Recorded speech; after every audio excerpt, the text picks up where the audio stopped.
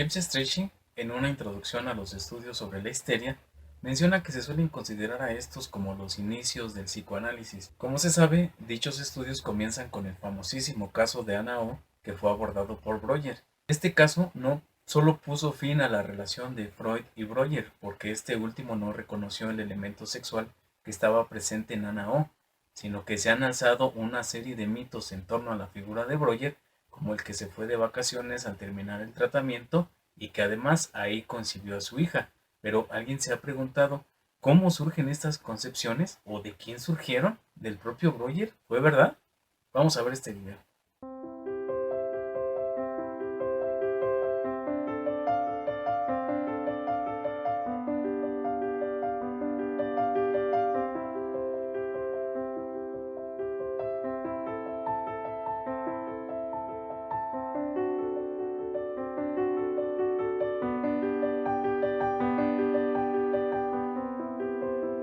Para abordar cómo esto se ha aceptado hoy en día sin la menor posibilidad de duda, es menester recurrir al propio historial de Breuer y después cómo surgieron estas concepciones para después inquirir sobre la propia personalidad de Breuer. Berta Pappenheim es mejor conocida bajo el seudónimo de Anna O.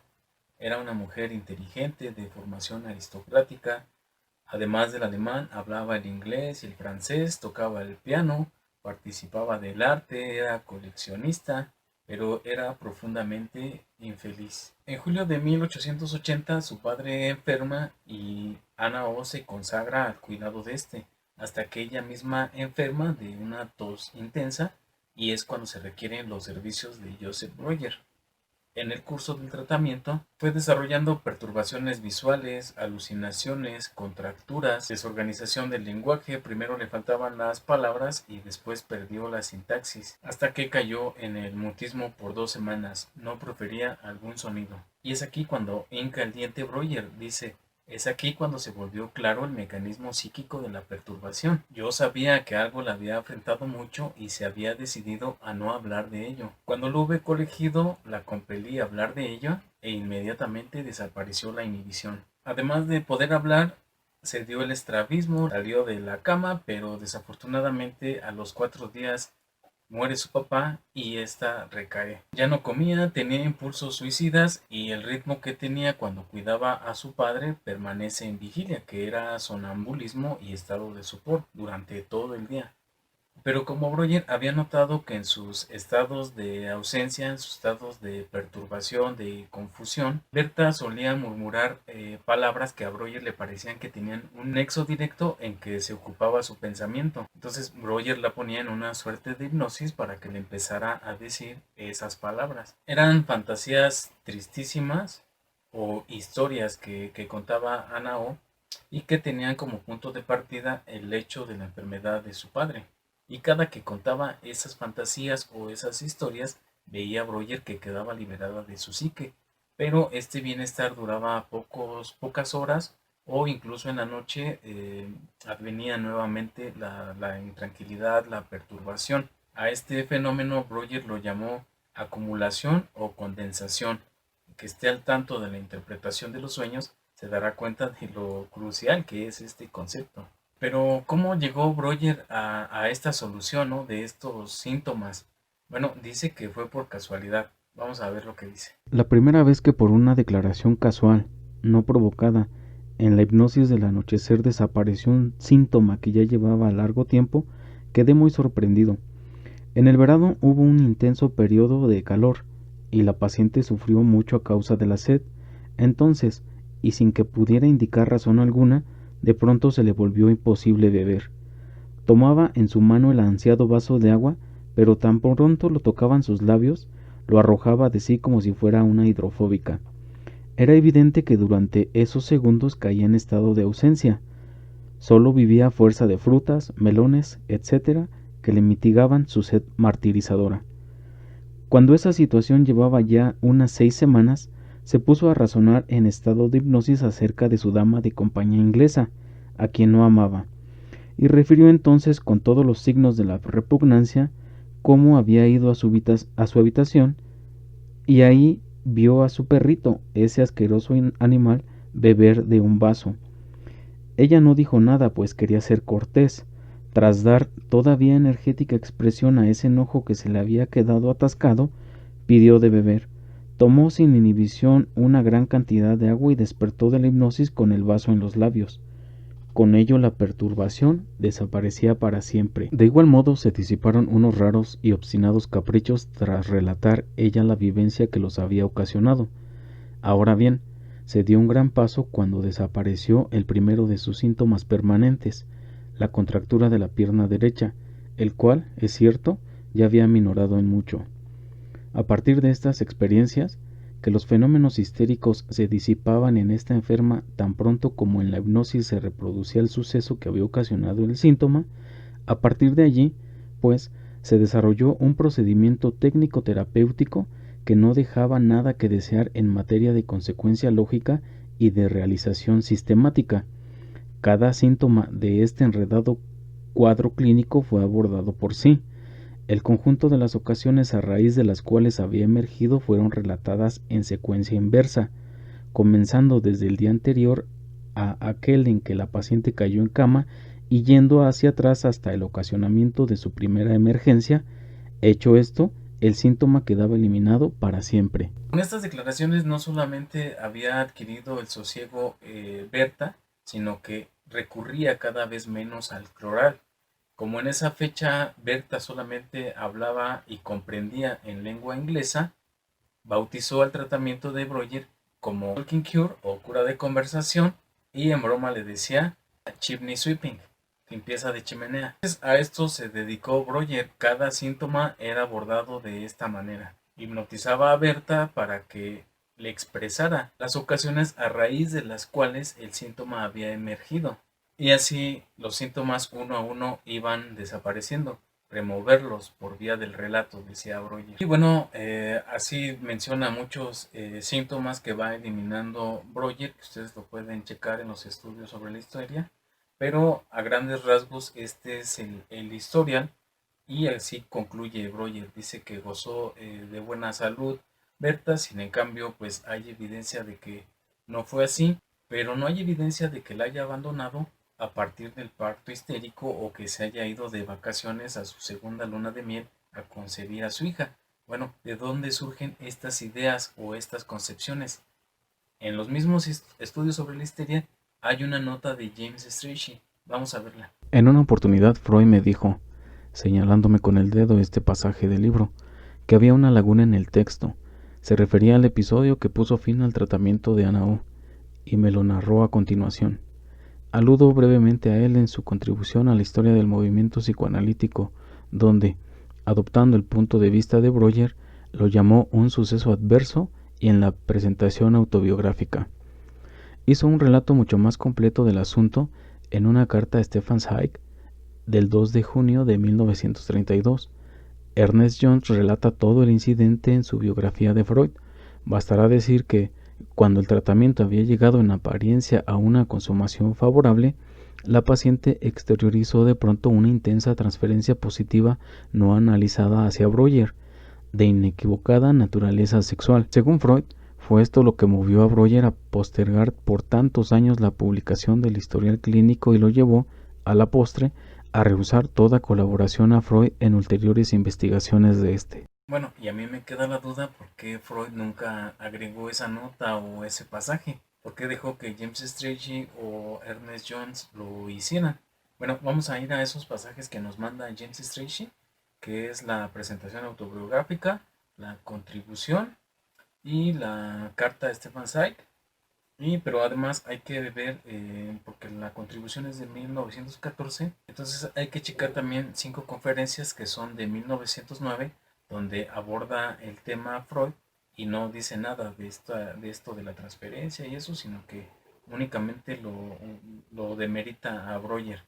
Entonces vamos a ver las 5 conferencias y después nos vamos a la contribución. Por lo demás, la tesis de Breuer acerca de los estados hipnoides demostró ser estorbosa y superflua, y el actual psicoanálisis la ha abandonado.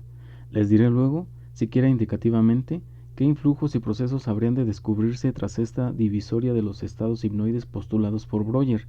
Habrán recibido ustedes, sin duda, la justificada impresión de que las investigaciones de Breuer solo pudieron ofrecerles una teoría harto incompleta y un esclarecimiento insatisfactorio de los fenómenos observados.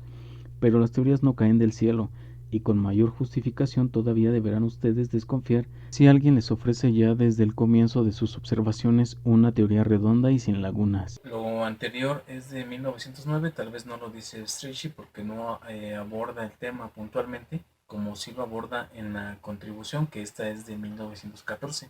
Vamos a ver.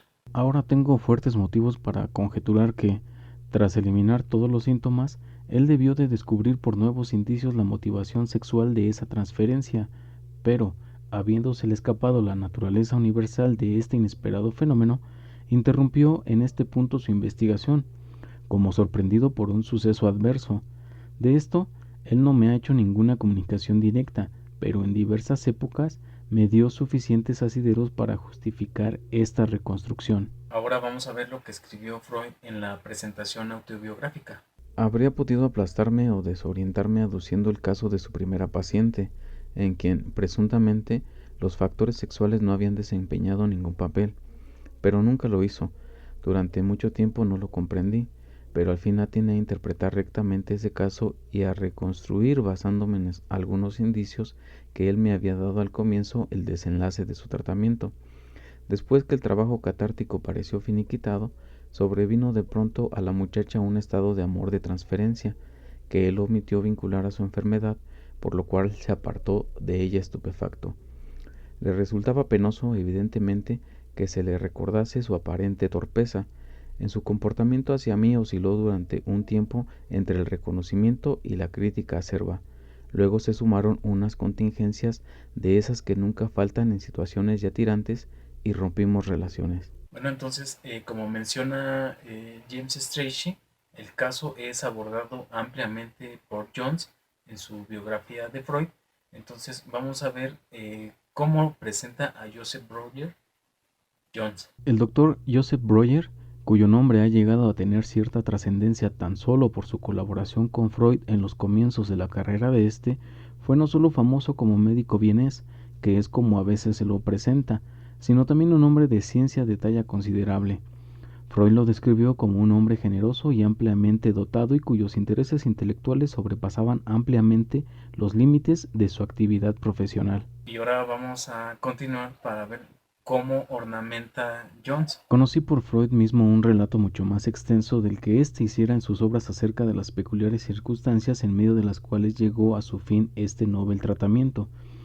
Pareciera ser que Breuer desarrolló lo que hoy llamaríamos una poderosa contratransferencia frente a su interesante paciente. En todo caso, se dejó absorber de tal modo que su mujer terminó por sentirse fastidiada de no oírle hablar de otro tema que éste, y al poco tiempo, además celosa. Si bien no manifestó esto último abiertamente, se mostró desdichada y de mal humor. Breuer, con el pensamiento bien distante de lo que ocurría a su lado, tardó bastante en comprender lo que significaba este cambio en su mujer. El descubrimiento provocó en él una violenta reacción, mezcla de amor y de culpa, que le llevó a la decisión de poner fin al tratamiento. Se lo hizo saber así a Ana O, que entonces ya se sentía mucho mejor, y se despidió de ella. Esa misma tarde tuvieron que traerlo nuevamente a la casa de la paciente, a quien halló en un gran estado de excitación, y al parecer más enferma que nunca. La paciente, que en su opinión se había mostrado como un ser asexual, y durante todo el tratamiento no había hecho la menor alusión a tan escabroso tema, estaba sintiendo ahora los dolores de un falso parto histérico, pseudociesis, culminación lógica de un embarazo imaginario que se había iniciado y había seguido su curso, inadvertidamente, en respuesta a la atención médica de Breuer. Aunque sumamente violento frente a esto, Breuer consiguió calmarla hipnotizándola y, bañado en frío sudor, abandonó la casa. Al día siguiente partió con su mujer rumbo a Venecia, donde pasaron una segunda luna de miel, cuya consecuencia fue el nacimiento de una hija. Es curioso comprobar que la hija concebida en circunstancias tan especiales habría de suicidarse 60 años más tarde en Nueva York. Bueno, ahora sí vamos a abordar la relación de Freud y Breuer, que James Strachey dice que él no aborda la relación porque ya está en Jones, y que él se va a dedicar a lo científico. Entonces, bueno, Freud conoció a Breuer en el Instituto de Fisiología. Breuer ya gozaba de alta reputación como facultativo de gran experiencia y destacado científico. Freud apenas se iniciaba como médico y, como todos saben, Breuer lo ayudó económicamente y además le remitía a la mayor cantidad de sus pacientes. Por estas fechas, Freud trataba a sus pacientes con el método de electroterapia e hidroterapia de Eyre y Mitchell respectivamente, y fue hasta finales de 1887 que empieza a utilizar la hipnosis por la influencia de Charcot. Pero dadas las dificultades que presentaba Freud para hipnotizar a todos, que están expuestas también en los estudios sobre la histeria, Freud decide abandonar este método y opta por el método catártico de Breuer. Utiliza el método catártico desde que Breuer le cuenta el caso de Anna O. En las conferencias a las que no alude James Strachey, escribe esto Freud. Si constituye un mérito haber dado nacimiento al psicoanálisis, ese mérito no es mío. Yo no participé en sus inicios. Era un estudiante preocupado por pasar sus últimos exámenes cuando otro médico de Viena, el doctor Joseph Breuer, aplicó por primera vez ese procedimiento a una muchacha afectada de histeria. Breuer era un hombre económicamente acomodado, sus padres también pertenecían a las familias más acaudaladas de Viena y de mayor posición social, participaban del arte, de la cultura. A diferencia de Freud, Breuer sí estaba orgulloso de su papá, él no se avergonzaba de él por los defectos o las carencias que tenía su padre. Su padre era un empresario exitoso y su madre desafortunadamente murió cuando Breuer tenía 2 años. Entonces lo cuida su abuela. Hasta hoy no hay quien difiera de que Breuer era una persona cálida y generosa, lo que le permitió ser uno de los médicos más requeridos en Viena y codearse con la alta burguesía. Estas personas, como también sus amigos y sus colegas, valoraban la calidez de Breuer, su bondad, su desinterés y su capacidad como médico, desde luego. Era un hombre de fuertes convicciones morales y protestó por la persecución antisemita en el momento en que estaba ocurriendo el evento, no como Freud, que protestó ya hasta que le afectó directamente a él.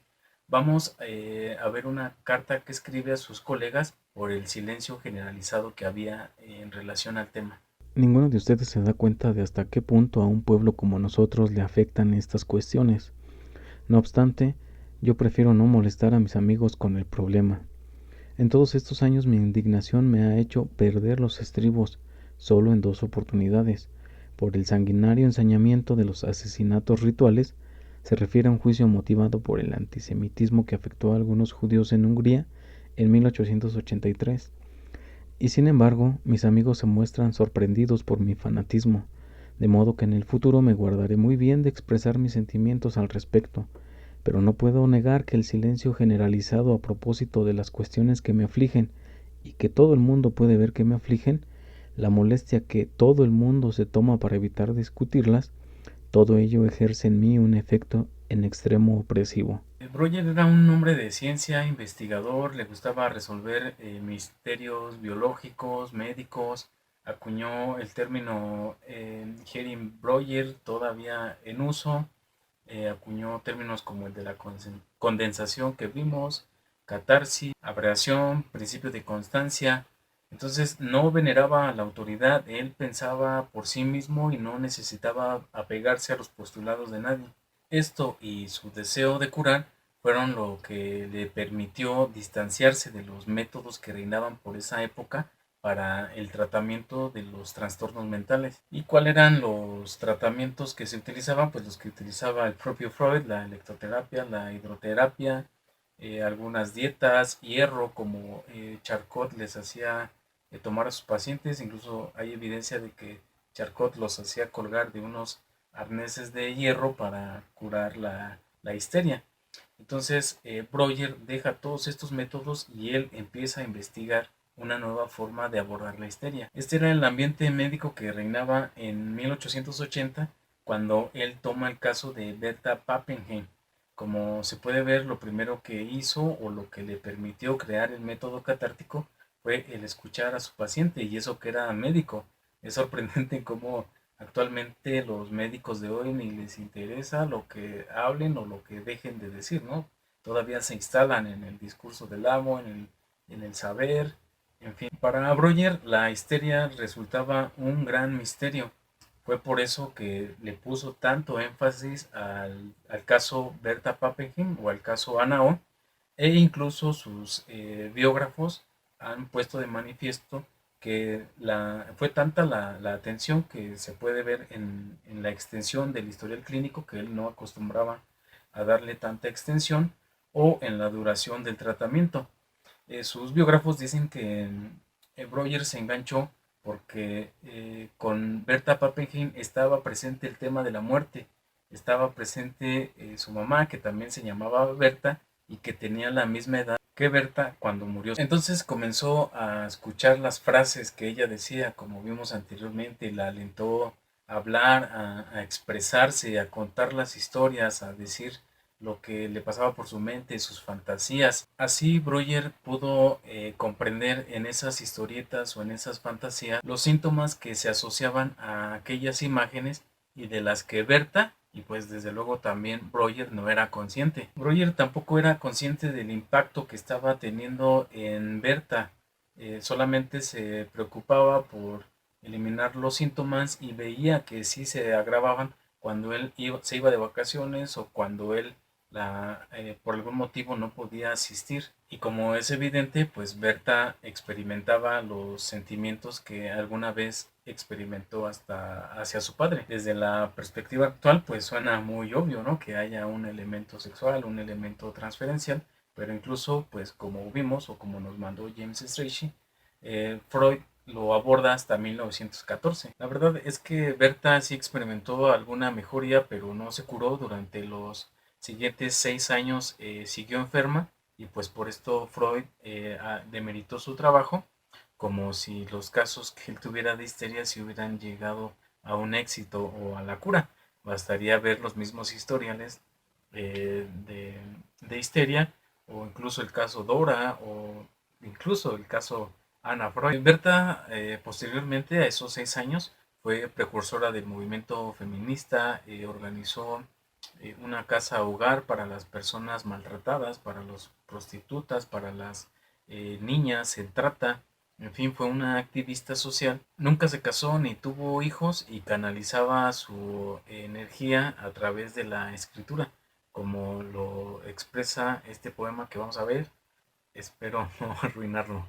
Bueno, muy seguramente lo voy a arruinar. El amor no me alcanzó, por eso vivo como las plantas, en el sótano, sin luz. El amor no me alcanzó, por eso sueno como un violín, con un arco roto. El amor no me alcanzó, por eso me sumerjo en el trabajo, y castigada, vivo para mis deberes.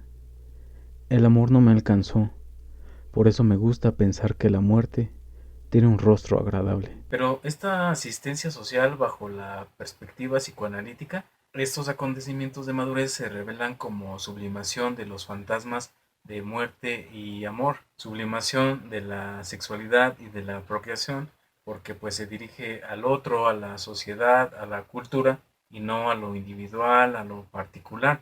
Como sabemos, el psicoanálisis no participa de lo social o dice que es apolítico y neutral, y pues esto no tampoco sería una cura para Ana o para Berta Pappenheim, sino que una cura tal vez sería que se pusiera a su consultorio y empezara a difundir el psicoanálisis.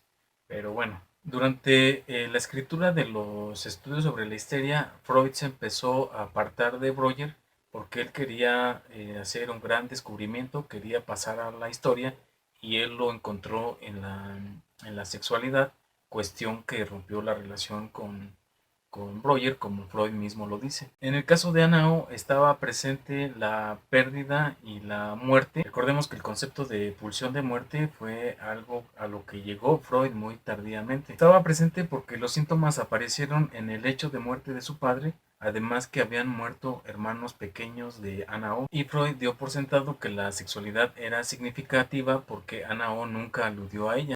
No fue la única vez que Freud realizó esto. Hay varios casos en los que Freud estaba empecinado en demostrar la sexualidad y obviaba otros problemas, tal vez orgánicos, como pasó en psicopatología de la vida cotidiana con el caso M1 o cuando perdió su diapasón, habrían de recurrir a ello. Otra diferencia entre Breuer y Freud eran los estados hipnoides. Si se acuerdan en la contribución, Freud mencionó que esa era una teoría incompleta y él antepone la neurosis de defensa. Estado hipnoide es un estado en que las ideas no pueden ser conscientes porque en el momento que se produce el trauma se produce una escisión de la conciencia. ¿Y quién podría padecer esto? Pues las personas que sufrieron una agresión sexual, que fueron maltratadas, que tuvieron una pérdida, pero de esto Freud mencionaba que él no había visto ningún caso.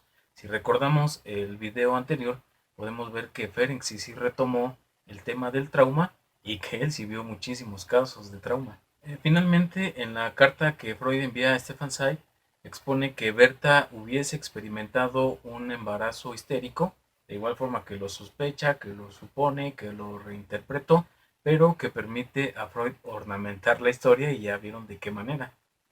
Ahí es cuando dice que huye horrorizado a su segunda luna de miel a Viena. Como vimos, Jones dice que su segunda hija, se suicida en Nueva York, como dándole un final apropiado al tratamiento que Breuer tuvo con Berta Pappenheim. Desde luego que no hay pruebas sobre estas sospechas de Freud y las posteriores elaboraciones de Jones. Los biógrafos de Breuer, como Hitchmüller, han desmentido que su hija fuera concebida después del tratamiento de Dora, sino antes, y que no se suicidó en Nueva York, sino que se envenenó cuando la Gestapo iba a detenerla y murió en un hospital de Viena. Como mencionamos al principio, lo que hacen estas sospechas es convertir a Freud en héroe, pero a expensas de Breuer, y un Breuer muy maltratado. Y dice Jones que Breuer se hizo famoso a expensas de Freud, cuando por ese tiempo Freud estaba preocupado por su economía, por su posición social, y Breuer tenía una contribución científica, si no mayor, igual a la de Charcot o a la de Brooke. Desde luego que cuando Freud estuvo en igualdad de circunstancias con Breuer, una persona tenía que dominar. Cuando Jones publica el primer volumen de la biografía de Freud, Hannah, la nuera de Breuer, le escribió a Jones esto. Quisiera mencionar que nunca escuché de labios de mi suegro una sola palabra acerca de su relación con Freud. Es cierto que cuando yo pasé a formar parte de la familia, en 1906, hacía ya mucho tiempo que aquello se había convertido en una circunstancia del pasado, pero cuán profundamente debió de haber afectado esta ruptura a mi suegro es algo que se puede adivinar a partir de un pequeño pero significativo incidente que ocurrió cuando él ya era anciano. Iba caminando por la calle, en Viena, cuando de pronto vio a Freud, que venía hacia él. Instintivamente abrió los brazos.